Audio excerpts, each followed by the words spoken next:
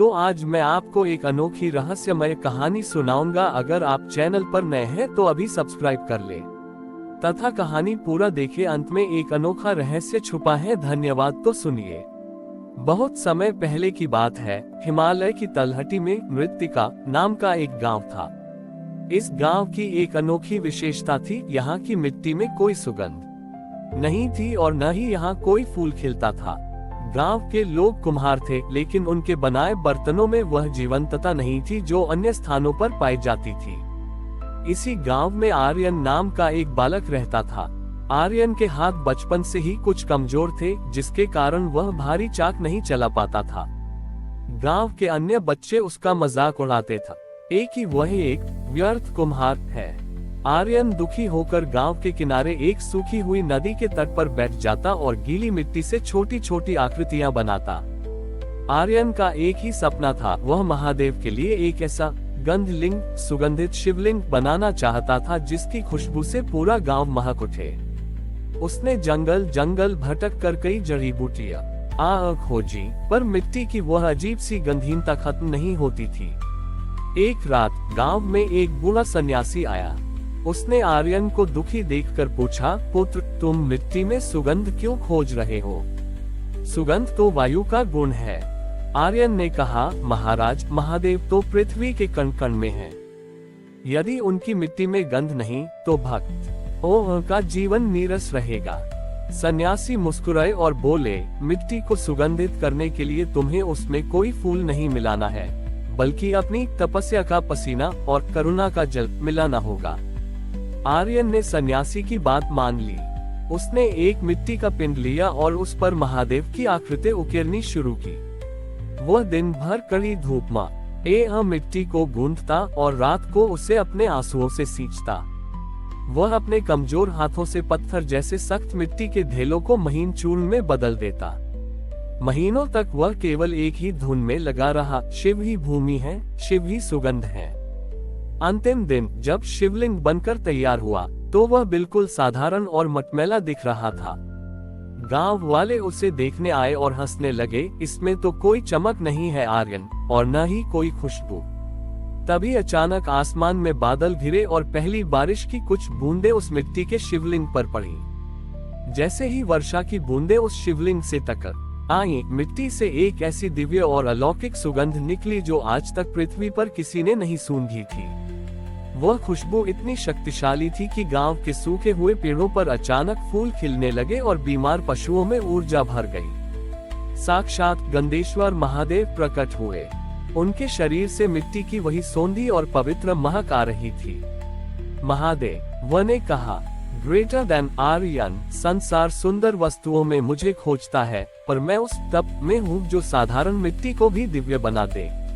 तुमने अपनी मेहनत और विश्वास से इस निर्जीव मिट्टी को मेरी श्वास सुगंध दे दी है। अब से यह गांव सुगंधपुर कहलाएगा। Greater than. अद्भुत बात यह हुई कि उस दिन के बाद से उस गांव की मिट्टी से हमेशा सौंधी महक आने लगी। आर्यन के कमजोर हाथ अब महादेव की कृपा से इतने कुशल हो गए कि उसके बनाए हर पात्र में शिव की चेतना महसूस होती थी। ये कहानी हमें सिखाती है कि हम चाहे कितने भी कमजोर या साधारण क्यों न हो, यदि हम अपने काम में अपनी आत्मा और करुणा उनरेल दें तो ईश्वर स्वयं उस कार्य को सुगंधित कर देते हैं। आर्यन के उस गंधेश्वर महादेव के चमत्कार के बाद सुगंधपुर की ख्याति इतनी बढ़ी कि दूर दराज के राजा और व्यापारी वहां की महकती मिट्टी को खरीदने आने लगे। लेकिन इसी प्रसिद्धि के साथ गांव में एक अनचाहा मेहमान आया, लोकदत्त। लोकदत्त एक बहुत बड़ा इत्र परफ्यूम व्यापारी था। वह दुनिया के सबसे महंगे इत्र बेचता था, लेकिन आर्यन की मिट्टी की उस सौंधी सुगंध के सामने उसके सारे इत्र पानी जैसे लगने लगे। उसने सोचा, अगर मैं इस मिट्टी के शिवलिंग को चुरा लूं और उसे पीसकर इत्र बनाऊं, तो मैं दुनिया का सबसे अमीर इंसान बन जाऊंगा। एक अंधेरी रात में जब पूरा गांव सो रहा था, लोकदत्त मंदिर में घुसा। उसने लालच में आकर उस दिव्य शिवलिंग को अपनी झोली में डाल लिया। जैसे ही वह मंदिर की दहलीज से बाहर निकला, शिवलिंग से निकलने वाली वह मधुर सुगंध अचानक एक तीखी और कड़वी गंध में बदल गई। वह गंध इतनी तीव्र थी कि लोकदत्त का दम घुटने लगा। अचरज की बात यह हुई कि वह शिवलिंग धीरे धीरे भारी होने लगा। लोकदत्त उसे उठा नहीं पा रहा था, फिर भी उसने उसे नहीं छोड़ा। तभी उसे सुनाई दिया कि गांव की मिट्टी सिसक रही है। जैसे जैसे वह शिवलिंग को दूर ले जा रहा था, गांव के पेड़ों से फूल झड़ने लगे और सुगंधपुर की हवा फिर से नीरस होने लगी। सुबह जब आर्यन मंदिर पहुंचा और शिवलिंग को गायब पाया, तो वह फूट फूट कर रोने लगा। उसने भूमि पर हाथ मारकर पुकारा, हे महादेव, यदि यह सुगंध केवल व्यापार के लिए थी तो इसे ले जाइए, पर मेरी मिट्टी को बेजान मत कीजिए। इधर जंगल में लोकदत्त उस भारी शिवलिंग के बोझ तले दब गया था। वह हिल भी नहीं पा रहा था। तभी उसके सामने एक विशाल छाया उभरी। साक्षात महादेव अपने विश्वरूप में प्रकट हुए, लेकिन उनके हाथ में कोई शस्त्र नहीं, बल्कि एक कुम्हार का चाक था। महादेव ने गंभीर स्वर में कहा, ग्रेटर देन लोकदत्त, प्रकृति की सुगंध प्रेम और समर्पण के लिए है, संचय और लालच के लिए नहीं। तुमने जिस सुगंध को कैद करना चाहा, वह तो मेरी श्वास है। क्या तुम महादेव को अपनी झोली में बंद कर सकते हो? ग्रेटर देन लोकदत्त को अपनी गलती का एहसास हुआ। उसका शरीर उस कड़वी गंध से काला पड़ने लगा था। वह गिड़गिड़ाने लगा।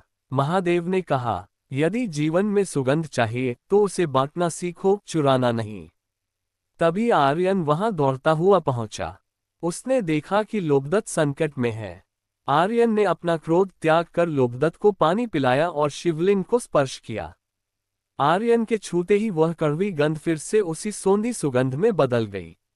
महादेव ने आर्यन की ओर देखकर मुस्कुराते हुए कहा, तारांकन आर्यन, असली सुगंध मिट्टी में नहीं, तुम्हारे क्षमाशील हृदय में है। महादेव ने लोकदत्त को माफ कर दिया, लेकिन एक शर्त पर कि वह अब से सुगंध बेचेगा नहीं, बल्कि गरीबों के लिए औषधीय इत्र बनाएगा। अद्भुत बात यह हुई कि उस दिन के बाद से वह शिवलिंग पारसमृत छोटी ईका बन गया। जो भी दुखी मन से उस मिट्टी को छूता, उसके मन की सारी कड़वाहट दूर हो जाती। आर्यन ने सुगंधपुर के प्रवेश द्वार पर एक संदेश लिखवाया, ईश्वर की सुगंध को पाने के लिए हाथ नहीं, हृदय फैलाना पड़ता है। हमारी और भी आध्यात्मिक एवं अनोखी कहानियां देखने के लिए हमारे चैनल पर जाएं तथा धार्मिक एवं पौराणिक अनोखी कहानियां हमारे चैनल पर है।